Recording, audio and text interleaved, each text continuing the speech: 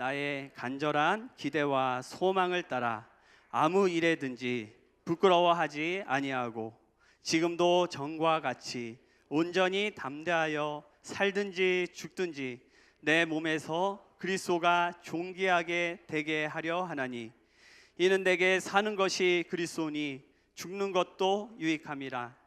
그러나 만일 육신으로 사는 이것이 내 일의 열매일진데 무엇을 택해야 하는지 나는 알지 못하노라. 내가 그 둘 사이에 끼었으니 차라리 세상을 떠나서 그리스도와 함께 있는 것이 훨씬 더 좋은 일이라 그렇게 하고 싶으나 내가 육신으로 있는 것이 너희를 위하여 더 유익하리라. 내가 살 것과 너희 믿음의 진보와 기쁨을 위하여 너희 무리와 함께 거할 이것을 확실히 아노니 내가 다시 너희와 같이 있으므로 그리스도 예수 안에서 너희 자랑이 나로 말미암아 풍성하게 하려 함이라. 오직 너희는 그리스도의 복음에 합당하게 생활하라. 이는 내가 너희에게 가 보나 떠나 있으나 너희가 한 마음으로 서서 한 뜻으로 복음의 신앙을 위하여 협력하는 것과 무슨 일에든지 대적하는 자들 때문에 두려워하지 아니하는 이 일을 듣고자 함이라. 이것이 그들에게는 멸망의 증거요 너희에게는 구원의 증거니 이는 하나님께로부터 난 것이라. 그리스도를 위하여 너희에게 은혜를 주신 것은 다만 그를 믿을 뿐 아니라 또한 그를 위하여 고난도 받게 하려 하심이라. 너희에게도 그와 같은 싸움이 있으니 너희가 내 안에서 본 바요 이제도 내 안에서 듣는 바니라. 아멘. 여러분 대단히 반갑습니다. 제가 총장으로 재임하는 기간 동안에 여러분 교회를 방문해서 말씀을 전한 바가 있습니다. 그때 제가 총신대학교 100만 기도 후원 운동을 펼치면서 제가 제 사랑하는 제자 정규석 목사님 성면 교회 이 교회에 왔더랬습니다. 그때만 하더라도 교회가 금방 지어진 그러한 상황이었는데 제가 항상 이 교회가 그 후로 얼마만큼 성장했는가를 한번 보고 싶었습니다. 그래서 제가 사실 그동안에 총신대학교 총장을 역임하고 난 다음에 정년 퇴임을 했고 그리고 대신대학교 대구 대신대학교에 가서 총장으로 또 재임을 했습니다. 그러다가 아프리카 이 스와질랜드에 세워진 그 의과 대학을 개원하기 위해서 세워진 대학교가 있었습니다. 그 대학교의 이름이 에스와티니 메디컬 크리스천 유니버시티인데 학생들이 한 1000여 명 정도가 되고 또 우리 교수들이 한 50명 좀 넘고 또 우리 직원들이 한 40여 명 되는 꽤 큰 대학교였습니다. 제가 그 대학교에 총장을 한 3년간 봉직하다가 이제 모든 사역을 마치고 저는 미국으로 이사를 했습니다. 그래서 이번에 제가 이 치료 때문에 한국에 나온 김에 정 목사님이 전화해서 자네 교회 어떻게 되는지 한번 보고 싶다 그랬더니 저보고 오라 그러더라고요. 그래서 제가 여러분들을 대하게 되었습니다. 이제 와서 보니까 그전보다 교회가 훨씬 안정되어 있고 또 뜨겁고 이 성장한 모습 보니까 너무나도 하나님께 감사드리고 우리 정 목사님과 모든 당회원들을 중심으로 한 우리 재직들 성도 여러분들에게 깊은 감사의 말씀을 드립니다. 아무쪼록 이 교회가 계속 성장해서 하나님의 위대한 도구로서 쓰임받는 일이 있고 여러분 자신들도 그 속에서 함께 행복을 누리면서 하나님께 귀한 일들을 많이 하시기를 간곡히 부탁드리겠습니다. 오늘 저는 이 본문의 말씀을 통해서 나는 누구를 위하여 살고 있는가라는 주제로 잠시 말씀을 드리겠습니다. 우리는 지금까지 인생을 사는 동안 여러 종류의 매우 참 많은 심각한 도전을 받으며 치열하게 인생을 살아왔습니다. 그래서 오늘날 우리들의 삶이 너무 바쁘고도 또 피곤합니다. 우리들이 감당하기에는 너무나도 벅차기에 과연 이 인생이 우리에게 즐겁다기보다는 오히려 고통스러운 그런 느낌도 들고 있습니다. 우리는 누구를 위해 이러한 인생을 이렇게도 치열하게 또 피곤하게 살고 있습니까? 나를 위해서, 아니면은 나의 아내나 남편을 위해서, 아니면은 부모를 위해서, 자식을 위해서, 국가를 위해서, 도대체 누구를 위해서 우리가 이러한 치열하게 인생을 치열하게 살면서 우리 모두가 다 피곤해져 있느냐, 그 말씀입니다. 이렇게 치열하게 살면서 많은 것을 이루어 놓았다 할지라도 병들거나 나이가 들어 그 위치에서 물러나거나 혹은 죽으면은 남는 것이 아무것도 없음을 우리는 모두 깨닫고 있습니다. 저도 제가 축한 바는 아니었지만은 인생을 치열하게 참 살다 보니까, 주님 위해서 인생을 치열하게 살다 보니까 제가 이 총신대 총장을 비롯해 3개 대학교의 총장을 역임하게 되었습니다. 여러분, 요즘 이 대학교 총장이 좋은 직업으로 보이십니까? 아닙니다. 3D 중에 하나입니다. 3D 알죠? 가장 어렵고, 그 다음 뭐라고 그랬습니까? 가장 3D, difficult, dirty, 그 다음 또 뭡니까? 제가 기억이 잘 안 나네요. 예. 예? 하여튼 힘든 작업이에요. 총장 하면은요, 머리가 하얗게 휘어질 수밖에 없습니다. 이번에 신문에 보니까 이제 과거에는 벚꽃처럼 대학이 이렇게 사라진다 그러죠. 이제는 벚꽃처럼 사라지는 대학이 아니라 한꺼번에 몽땅 사라질 수 있는 그런 것이 사학재단이라 그렇게 말하더군요. 그만큼 한국의 대학교는 심각한 이 생존의 위기를 겪고 있습니다. 이런 대학교 총장 하다 보면 말이죠, 정말 참 굉장히 힘이 많이 듭니다. 그런데 이 총장 할 때는 그래도 이 총장직이란 것이 꽤 좋아 보이는 사람들이 찾아오기도 하고 전화도 많이 그러지만 막상 총장직을 딱 내려놓으니까 조용해지더라고요. 사람들이 많이 또 떨어져 나가더라고요. 또 제게는 저는 이 총신대학교에서 30년 동안 교수 생활을 하다 보니까 전국에 제 제자들이 없는 곳이 없습니다. 우리 대한민국만 그런 게 아니에요. 우리 교단에서도 선교사들을 많이 파송했기 때문에 온 세계 제자들이 쫙 널려 있습니다. 그래도 제가 이 전화를 해야 전화가 오지, 전화를 안 하면 아무도 전화해 온 사람이 없어요. 그들이 나빠서 그런 것이 아니에요. 이게 인생인 것입니다. 저보다 더 참 치열한 인생을 살면서 많은 업적을 남기고 또 부경화를 누리는 사람들을 치고 이런 참 인생의 뒤끝이 얼마나 허탈하다는 사실을 느끼지 않은 사람은 아무도 없을 것입니다. 그래서 차라리 내 속에 잠재되어 있는 이 욕구를 충족시키기 위해서라도 한번 치열하게 인생을 살아보고 또 그 삶을 통해 얻은 만큼 한번 다 욕구를 채워보자, 이렇게 생각해서 사는 사람들도 있을 것입니다. 그러나 그 욕구가 충족되어지던가요? 욕구의 본질은 충족이라는 것은 없습니다. 왜냐하면 어느 정도 욕구가 채워지면은 그 욕구는 더 큰 욕구를 유발하면서 우리는 결코 만족에 도달할 수 없는 것이 또한 우리들의 이 범죄한 인생의 본질인 것입니다. 전도서 5장 10절 이하의 말씀 한번 띄워주시겠어요? 그 말씀 보면은 이런 말씀이 있습니다. 자, 5장 10절 다 같이 읽어볼까요?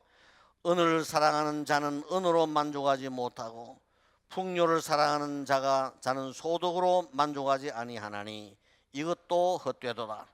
재산이 많아지면 먹는 자들도 많아지거나 재나니 11절 다 같이 그 소유주들은 눈으로 보는 것 외에 무엇이 유익하랴, 그렇게 말씀하고 있습니다. 이어서 전도자는 12절 말씀에서 노동자는 먹는 것이 많든지 적든지 잠을 달게 자거니와 부자는 그 부유함 때문에 자지 못하느니라 그랬습니다. 그런데 이어서 말하기를 내가 해 아래에서 큰 배단되는 일이 있는 것을 보았나니 곧 소유주가 재물이 자기에게 해가 되도록 소유하는 것이라, 그렇게 말씀하고 있습니다. 이라는 말씀은 디모데전서 6장 7절 9절 10절 이런 등에서도 거의 같은 맥락으로 말씀하고 있는 것입니다. 우리는 빈손으로 왔다가 치열하게 인생을 살면서 많은 것을 채우고 얻었지만은 결국 죽을 때는 어떻게 된다고요? 빈손으로 돌아간다는 것이 성경의 진리인 것입니다. 우리가 누구를 위해 이렇게 치열하게 살면서 우리 모두가 피곤해져 있는 것입니까? 이제는 누구를 위해 어떻게 살면은 이런 우리들의 치열한 삶이 의미가 있고 가치가 있으며 또 이런 허무함에 빠지지 않고 우리가 이룬 모든 것을 마음껏 즐기면서 인생을 살 수가 있겠습니까? 또 행복한 삶을 살 수가 있을까요? 오늘 이 본문의 말씀 보면 우리에게 세 가지의 중요한 삶의 방식과 삶의 원리를 말씀해 주고 있습니다. 첫째는 우리가 그리스도를 존귀케 하는 삶을 살면은 우리의 삶이 그만큼 행복해지고 우리가 거둔 모든 삶의 열매도 그만큼 우리에게 더 큰 충족감과 행복과 평안한 삶을 살게 해준다고 말씀하고 있습니다. 오늘 본문에서 바울은 살든지 죽든지 그의 모든 삶의 현장에서 그리스도를 존귀하게 하는 인생을 살겠다고 다짐하고 있습니다. 이것은 자신을 위한 자기 중심의 이기적인 인생을 포기하고 그리스도 중심의 인생을 살겠다는 것입니다. 이것이 바로 사도 바울의 인생관입니다. 그리스도 중심의 삶은 무엇을 의미합니까? 내 자신을 부인하고 쉽게 말하면 나의 이 모든 주권을 주님에게 복종을 시키고 주님을 중심으로 나의 인생을 새롭게 건설해가지고 새롭게 정립해가지고 오로지 주님을 기쁘게 하는 그 모든 일에 내 자신을 주님의 도구로 내어놓겠다라는 것이 주님 중심의 인생관인 것입니다. 바울은 이 인생관에 따라 해야 할 일, 하지 않아야 할 일들을 결정하면서 인생을 충실하게 산 사람이었습니다. 이 그리스도가 누구입니까? 바로 나사렛 예수님이십니다. 예수님은 나사렛에서 아버지 따라 목수를 하면서 인생을 시작한 매우 보잘것없는 그런 사람이었지만 그는 무엇보다도 자신이 하나님의 아들로서 성육신하신 하나님의 그리스도라는 이 자의식을 가지고 있었습니다. 그리고 하나님께서 자신의 구원의 모든 뜻을 세상을 창조하신 모든 뜻을 이루기 위해서 이 세상에 보내신 하나님의 종이라는 자기 자신의 자의식을 가지고 인생을 살았던 사람이었습니다. 그래서 이 예수님은 자신의 뜻을 이루기 위해 죽기까지 하나님에게 철저하게 순종하는 삶을 사신 분이셨습니다. 그 결과 예수님은 다시 부활하심으로 하나님의 구원 계획을 완전하게 성취하셨습니다. 또한 이를 통해서 하나님의 창조의 모든 경륜과 그 모든 이 계획도 완전하게 성취하신 삶을 사시고 우리에게 새로운 시대를 여신 분이십니다. 그리고 이 예수님은 하나님의 나라를 선물로 받고 그 나라의 왕으로 등극해서 세상을 영원토록 다스리시는 분이 되셨습니다. 바울은 자신을 위해서가 아니라 바로 이분을 위해서 자신의 인생을 살겠다고 천명하였습니다. 그리고 바울은 이러한 삶을 실제적으로 살아간 사람이었습니다. 그래서 자신이 가진 모든 학문도 세상적인 학문, 초등학문에 지나지 않는 이 그리스도 없는 생명이 없는 학문까지도 다 버렸습니다. 그리고는 그리스도를 향한 새로운 지식을 습득한 사람이었고 그러니 그리스도를 위해서 자신의 모든 지위와 명예와 부경화를 몽땅 다 이 쓰레기처럼 버린 그런 사람이었습니다.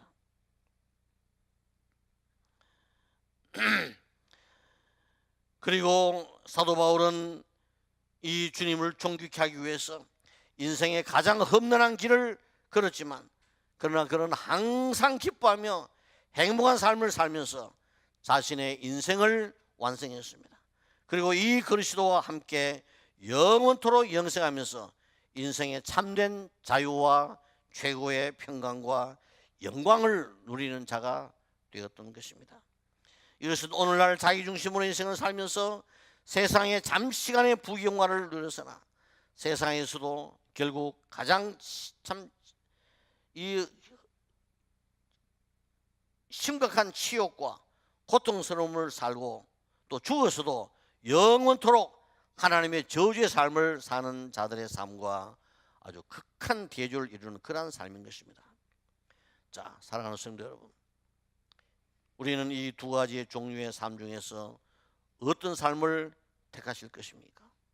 선택은 우리가 이 세상을 사는 동안 우리가 지금 이 자리에서 결정해야 하는 것입니다.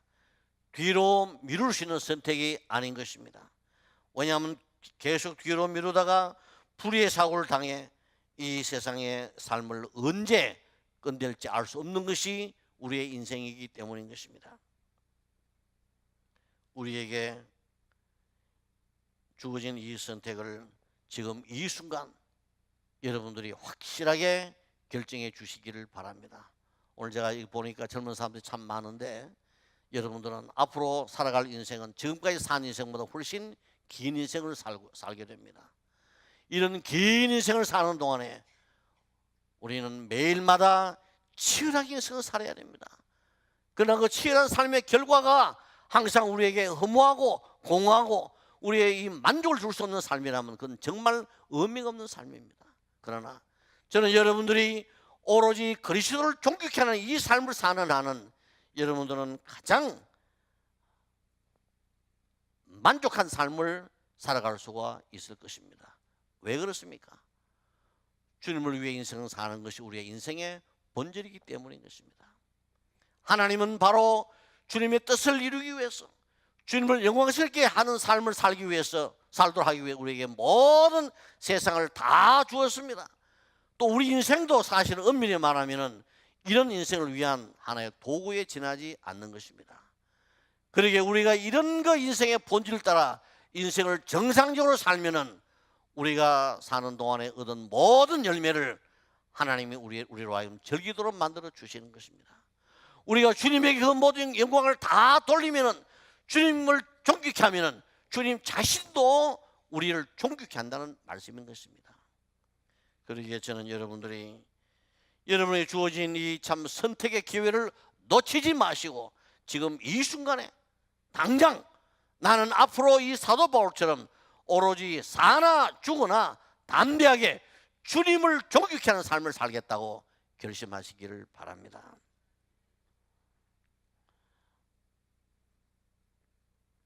두 번째로 죽음을 두려워하지 아니하고 죽음에 합당한 삶을 살게 되면은 우리는 항상 만족한 삶을 살 수 있다고 우리에게 말씀해 주고 있습니다. 일단 그리스도 중심의 삶을 살면서 항상 그리스도를 존귀하게 하는 인생을 살기로 결심했으면 우리는 백절불굴의 정신을 가지고 결코 죽음을 두려워하지 아니하면서 그리스도를 존귀하게 하는 이 삶을 성실하고도 부지런하게 그리고 철저하게 일관성 있게 열정적으로 살아가야 합니다. 왜냐하면 죽음은 더 이상 우리들에게 손실이나 절망이 아니라 오히려 참된 자유와 영원한 영광의 삶을 살게 해주는 새로운 출발이 되기 때문인 것입니다. 모든 사람들은 죽으면은 다 끝난다고 말하고 있습니다. 그래서 내가 가진 모든 것을 더 이상 내가 가질 수 없기 때문에 죽음이야말로 참 위대한 손실이라 그렇게 생각을 합니다.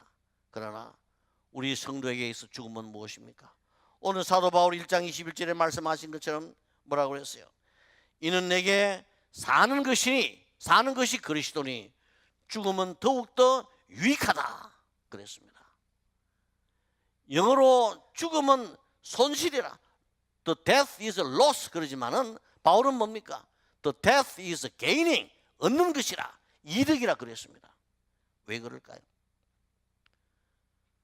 죽는 그 순간에 우리들은 주님과 함께 영생을 살면서 주님의 그 영원한 영광에 동참해가지고 세상의 모든 질고와 우리가 갖고 있는 모든 인생의 참마 부족함을 극복하는 바로 그 출발이 되기 때문인 것입니다. 죽음을 두려워하지 않는 자는 무엇이든지 할 수 있는 용기와 지혜와 힘을 가지게 됩니다. 그러한 과정에서 약간의 고통이나 명예를 손상당하거나 물질을 잃어버리는 일이 생기더라도, 심지어 이 세상에서 목숨을 잃어버리는 그런 일이 생기더라도, 그러한 일은 그리스도와 함께 영원한 영생과 영광을 누리는 것과 비교하면 아무것도 아닌 것입니다. 그러므로 우리는 이 믿음 가지고 죽음을 각오하고 공부도 열심히 하고 직장생활도 열심히 하고 사업도 열심히 해야 할 것입니다. 저는 여러분들이 예수 믿는다고 해서 공부도 설렁설렁하게 하고 또 사업도 설렁설렁하면 이렇게 하는 말씀이 아니에요. 치열하게 죽음을 두려워하지 않는 마음으로 열심히 공부해서 그리스도를 존귀케 하는 힘을 얻으십시오. 물질도 많이 버십시오. 치열하게 이 물질을 벌어가지고는 주님을 존경하는데 그 물질을 사용하십시오. 여러분이 성전하는데도 열심히 정말 일해가지고 성전을 아주 많이 하시길 바랍니다. 최고가 되길 바랍니다.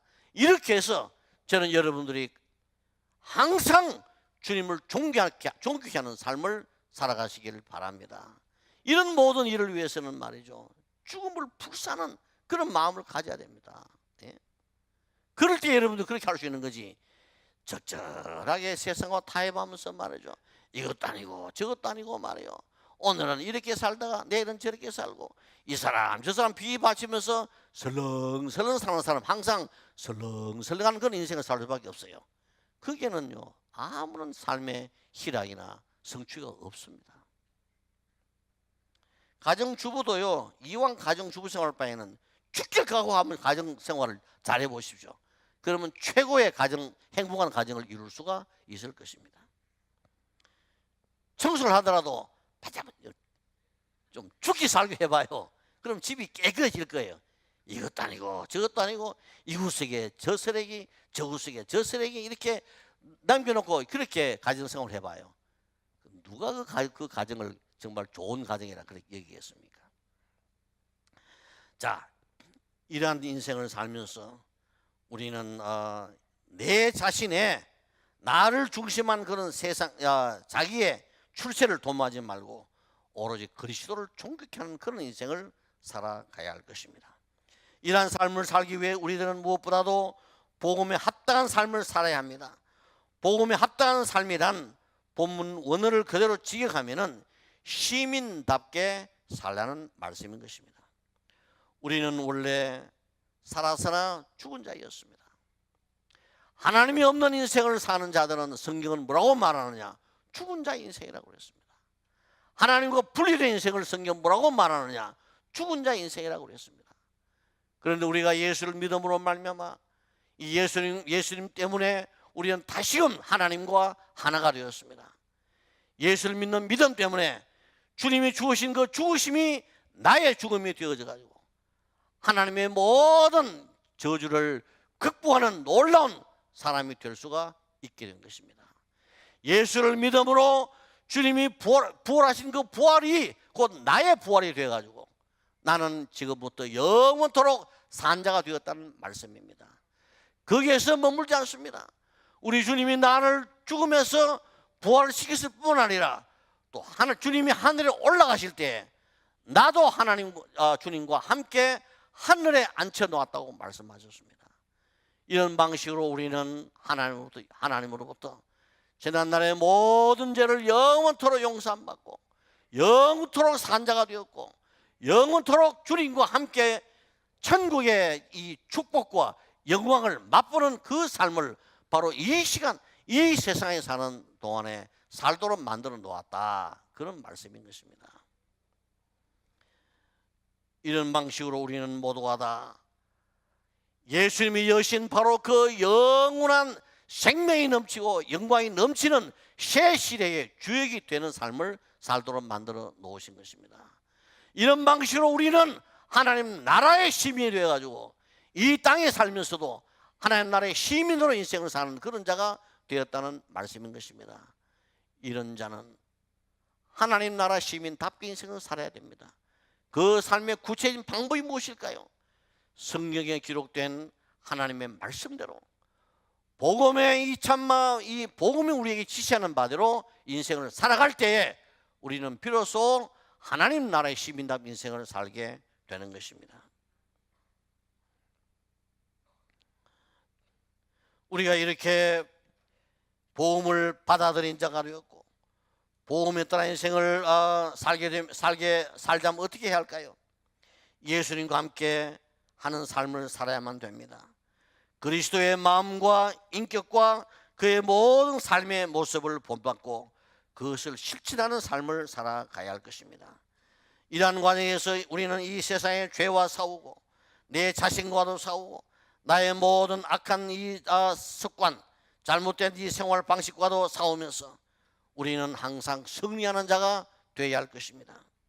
하나님의 사랑을 실천하고 많은 사람들에게 이 복음을 전해서 그들을 하나님에게로 돌아오게 하는 바로 이러한 삶을 우리는 살아가야 할 것입니다. 하나님의 교회의 일원으로서 교회를 질적으로 양적으로 성장시키고 부흥시켜서 교회를 통하여 세상을 하나님의 나라로 변화시키는 이런 헌신의 삶을 사는 이것이 바로 뭐냐? 복음에 합당한 삶을 사는 것입니다. 하나님과 나는 이제 하나가 되었습니다. 내가 죽은 자의 삶을 살면은 하나님은 절대로 존귀해지지 않습니다. 내가 어떻게 하느냐에 따라서 내가 주님을 존경케 하는 바로 이 삶을 살 때에 우리는 비로소 하나님도 존귀하게 되는 것입니다. 여러분 구약을 보십시오. 하나님께서는 이스라엘 민족을 택해가지고 하나님과 하나 되는 그런 인생을 살도록 만들어 놓았지만 그들은 종교적으로 부패했고 그들은 거룩한 삶을 살지를 못했습니다. 그런 문화적으로도 이 성경이 지시하는 그런 이 성경의 문화를 따르는 삶을 살지를 못했습니다. 세상과 타협하고 세상의 모든 종교를 흡수하고 세상의 모든 이 타락한 삶을 그대로 살게 됨으로써 그들은 이 세상에서 이 서러운 삶을 살았습니다. 이방 나라의 포로로 잡혀갔죠. 그럴 때 주님이 뭐라고 그랬습니까? 너희들 때문에 내가 더럽혀졌다. 너희들 때문에 내 이름이 더럽혀졌다. 그러므로 내가 너희를 다시 새롭게 회복시켜가지고 내 이름의 그 거룩함, 영광을 회복해야 되게 이렇게 말씀하지 않습니까? 오늘날 우리 모든 성도들이 이렇게 복음에 합당한 삶을 살 때 우리는 비로소 하나님을 존귀케 하는 삶을 살 수가 있다는 것입니다. 마지막으로 그리스도의 고난에 동참하는 삶을 살 때에 우리는 그리스도를 존귀케 하는 삶을 살 수가 있습니다. 하나님 우리들로 하여금 그리스도를 믿게 하시면서 하늘의 영원한 축복을 누리는 삶을 살게 해주셨습니다. 이러한 자들이 이 세상을 살 때 세상과 부딪히고 자기 중심의 이기적인 삶을 사는 자들과 충돌을 겪지 않을 수가 없습니다. 그 결과 우리는 고통스러운 삶을 살지 않을 수가 없습니다. 비록 그럴지라도 우리는 낭망하지 말아야 합니다. 이를 오히려 당연시하면서 올 것이 왔구나 하면서 그 고통을 즐기는 우리 모두가 되어야 할 것입니다. 왜냐하면 하나님이 우리들에게 믿음을 주신 목적은 주님의 고난에 동참하면서 이 세상과 치열하게 싸워 승리하는 데 있기 때문인 것입니다. 사도 베드로는 성도들이 받는 고난에는 두 가지가 있다고 했습니다. 베드로전서 2장 20절에서 21절의 말씀을 보면은 우리에게 두 가지 고난이 있다고 말씀했습니다. 우리 한번 읽어볼까요? 베드로전서 2장 20절과 21절 다 같이 시작.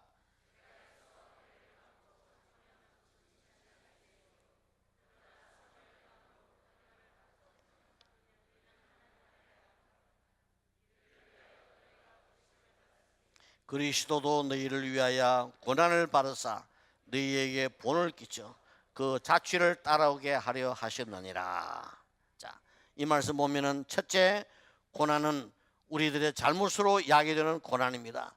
이러한 고난을 받으면 우리는 부끄러워해야 한다고 했습니다. 그러나 둘째 고난이 있습니다. 이 고난은 주님을 위한 우리가 어려운 삶을 살지만 주님을 위한 올바른 삶을 사는 것 때문에 생겨진 고난입니다. 즉 주님의 고난에 동참함으로 생겨진 고난이라는 것입니다. 이러한 고난은 기뻐하고 즐기라고 했습니다. 왜냐하면 이러한 고난을 받는 순간은 하늘의 영광 중에 계시는 그리스도의 영이 우리와 함께하는 순간이기 때문이라고 했습니다. 베드로 4장 14절에 이런 말씀이 있습니다. 너희가 그리스도의 이름으로 치욕을 당하면 복 있는 자로다. 영광의 영 곧 하나님의 영이 너희와 너희 위에 계심이라 그랬습니다. 쉽게 말씀드리면 뭡니까? 우리 성도들이 세상에 살면서 고난을 받게 될 때 하늘의 영광이 이 세상에서는 고난이라는 방식으로 표현되어진다, 그렇게 말씀하고 있는 것입니다. 그러므로 우리들은 이러한 고난 받기를 싫어하거나 기피해서는 안 됩니다. 오히려 더 담대하고 적극적으로 그리스도를 존귀케 하는 일이라면 어떤 고난이라도 심지어 죽음이라도 우리가 달게 받겠다는 자세로 인생을 살아야 된다, 그러한 말씀입니다. 이러한 그리스도 중심의 삶, 그리스도를 존귀하게 하는 삶을 적극적으로 살아갈 때 우리들은 진정한 삶의 기쁨과 환희를 마음껏 누릴 수가 있게 된다는 것입니다. 바울은 옥살이라는 고통을 겪고 있었지만 그것은 빌립보를 통해서 우리에게 그는 얼마나 기뻐 또 기뻐하는 삶을 산다고 말씀하고 있지 않습니까? 이런 기쁨이 충만한 삶을 살고 싶지 않습니까? 저는 그렇게 살고 싶습니다. 아마 여러분도 마찬가지일 것입니다. 결론적으로 우리는 이러한 기쁨이 충만한 삶을 살고 싶다면 우리는 이 세상을 사는 동안 나를 위한 삶, 나 중심의 삶을 살면서 세상의 명예와 부귀와 영화를 추구하면서 그리스도를 욕되게 하고 결국 나 자신도 추악해지며 영원한 고통을 받는 하나님의 저주의 삶을 자초해서는 안 됩니다. 그럼 어떻게 살면 될까요? 오늘 제가 여러분들에게 말씀드리면, 첫째, 그리스도 중심의 인생관을 가지고서 그리스도를 존귀케 하는 삶을 살아가시기를 바랍니다. 그리고 두 번째로, 죽음을 두려워하지 말고 복음에 합당한 삶, 하나님 나라의 시민으로서 그 시민답게 인생을 살아가시기를 바랍니다. 그리고 마지막으로, 그리스도를 위하는 일이라면 어떤 고난이라도 달게 바라면서 일관성 있게 적극적으로 열정적으로 그리스도의 고난에 동참하는 삶을 살아가시기를 바랍니다. 그러면 반드시 여러분들이 치열하게 인생을 살면서도 말로 다 할 수 없는 인생의 참된 의미와 가치를 느끼면서 행복과 자족감이 충만한 삶을 살게 될 것입니다. 이 축복이 주평강교회 모든 성도님 여러분 한 사람 한 사람 모두에게 충만하게 임해지실 주의 이름으로 축복합니다.